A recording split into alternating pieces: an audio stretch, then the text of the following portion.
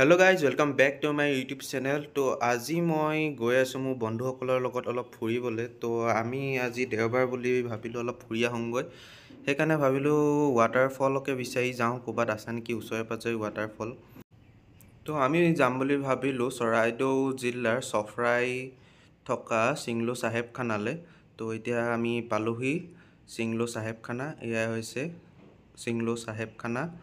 তো আগতে এইবোৰ বনোৱা নাছিলে, আজিকালি এইবোৰ বনাই দিলে ধুনীয়াকৈ, ৰাস্তাও ভাল কৰিলে। মই আগতেও ইয়ালৈ আহিছোঁ, আগতে ইয়ালৈ অহা ৰাস্তাবোৰ সিমান ভাল নাছিলে, তো এতিয়া অলপ বনালে।